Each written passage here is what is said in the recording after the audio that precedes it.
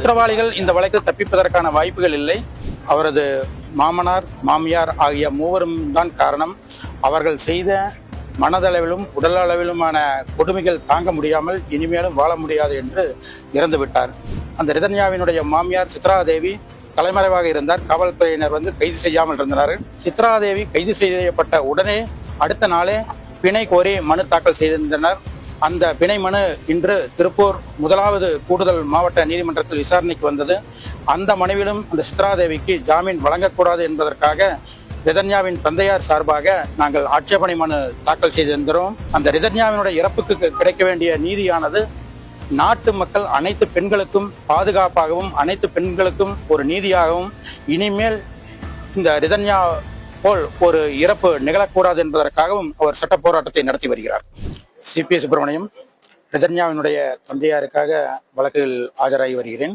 திருமணமான 78 நாளிலேயே ரிதன்யா என்ற இளம்பெண் இறந்துவிட்டார். இறப்பதற்கு முன்பாக தான் இறப்பதற்கான காரணம் என்ன என்பது குறித்து தனது தந்தையாருக்கு ஆடியோ மூலம் தெரியப்படுத்திவிட்டு இறந்துவிட்டார். அவரது இறப்பிற்கு காரணமான ரிதன்யாவின் கணவர், அவரது மாமனார், மாமியார் ஆகிய மூவரும் தான் காரணம்.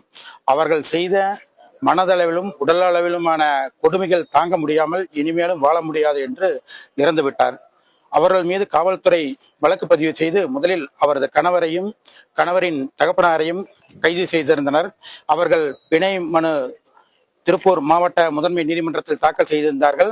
2 நாட்களுக்கு முன்பு அவர்களுடைய 2 மனுக்களும் தள்ளுபடி செய்யப்பட்டிருந்தன. அன்றைய தேதி வரை அந்த ரிதன்யாவினுடைய மாமியார் சித்ராதேவி தலைமறைவாக இருந்தார். காவல்துறையினர் கைது செய்யாமல் இருந்தனர். அன்றைய தினம் ரிதன்யாவின் தகப்பனாரும் மற்றவர்களும் திருப்பூர் மாவட்ட காவல்துறை கண்காணிப்பாளரை சந்தித்து வழக்கில் விசாரணை துரிதமாக நடைபெற வேண்டும், நியாயமாக நடைபெற வேண்டும் என்பதையும் எவ்வித அரசியல் தலையீடும் இல்லாமல் நடைபெற வேண்டும் என்று வலியுறுத்தினார்கள். அதைத் தொடர்ந்து அன்றைய தினம் சித்ராதேவியும் கைது செய்யப்பட்டிருந்தனர். சித்ராதேவி கைது செய்யப்பட்ட உடனே அடுத்த நாளே பிணை கோரி மனு தாக்கல் செய்திருந்தனர். அந்த பிணை மனு இன்று திருப்பூர் முதலாவது கூடுதல் மாவட்ட நீதிமன்றத்தில் விசாரணைக்கு வந்தது.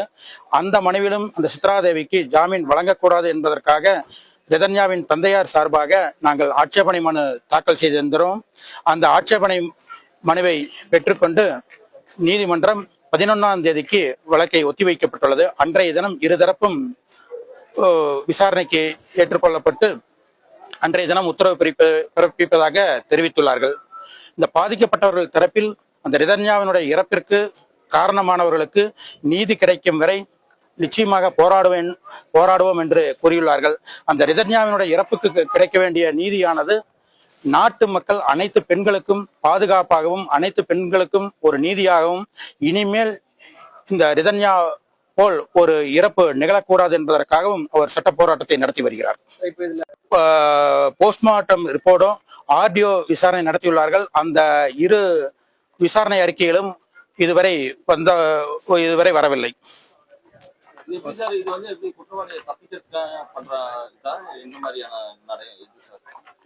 குற்றவாளிகள் இந்த வழக்கில் தப்பிப்பதற்கான வாய்ப்புகள் இல்லை.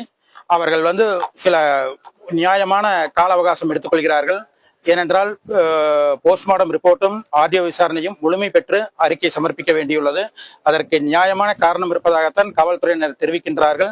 இருந்த போதிலும் ஒட்டுமொத்த சமுதாயமும் இந்த வழக்கில் விசாரணை இன்னும் வேகமாகவும் துரிதமாகவும் இருக்க வேண்டும் என்றும் நியாயமாகவும் இருக்க வேண்டும் என்றும் அவர்கள் ரிதன்யாவின் பெற்றோர்கள் மட்டுமல்ல இந்த சமுதாயமே எதிர்பார்க்கிறார்கள்.